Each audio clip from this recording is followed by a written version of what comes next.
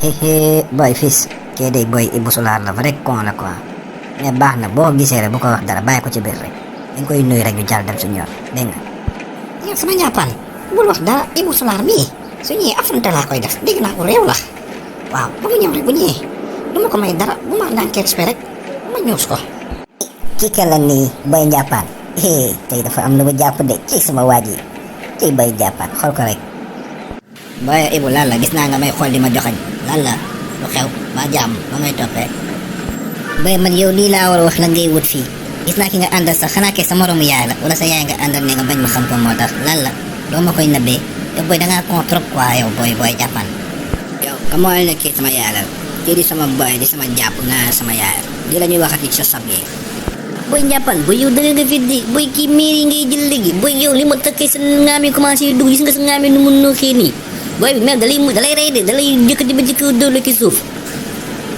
boy loolu sa yoon nekku si loolu nga naan kii mer la xaaral ma woo ko léegi sax moo la gën a dangam foofu moom xam nga ni làmb ñam newul ci poosam.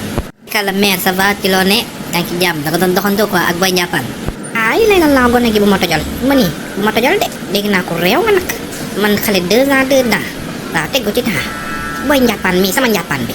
nga xam ne moo may toppatoo may billi naan man 2 ans 2 ans bu fekkee morom ngay wut dama ko wut ci ko fi ne man dama sa morom di nga li ma la wax nag yaa ngi doog a teeral nag boo duggee ci samay mbir nag.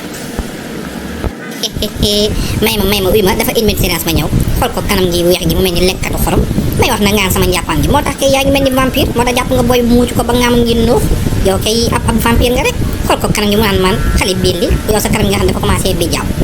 lii la ñuy wax ci sa ñeme yàlla yow da ngaa gis ci karaw gu weex man nga xam ne 2 ans 2 ans man la gën di wër wuy ma sa xol la bon mënuloo am ko mel ni man. man kay maa ngi soo comprendre kay la moo tax nga naan waa ji sama njàppaan ndax yow ginaar nga te yow sa xeetu ginaar nga may jox ndax sa waay njàppaan la ginaar rek lay wër ci biir muulu ginaar lay dugg xam naa faa la fekk rek nga toog fa di jaar ne dee doo génn ndax yaa ngi niroog ginaar saa ngi xeetu ginaar foo romb rek fleur yaa ngi dee yaa ngi xasu xun moom kay instant yi sa kanam yaa ngi weex ngay mel ni lekkat xorom sa bopp bi sax dafa weexaale waaw ngay mel ni yenn kat xorom nii sa tànk yi mel ni tànk pigeon wala ay mula de ko sa kanam gi mel ni muus mu naan diwliñ wala kañ a ko dugg ci pax bu ñu sotti pëtitu ndox yow kay mère dama ko toog ci jàkka ja nga jaamu ji yàlla rek moo gën ci yow maa ngi dem taluma leen ba beneen. ay waay jëri lii waxoon dëgg ko Ibou yàlla la sama ak dal Ibou bu fekkee di ñaanu mag dëgg de ñaanu da koy nangu yàlla ba sa ak dal yàlla la oto dër yàlla la camion fiir Ibou gàddu nga suñu ak Ibou réew nga xamadi nga Ibou yaa mun li mu yaa réew man nga naan mère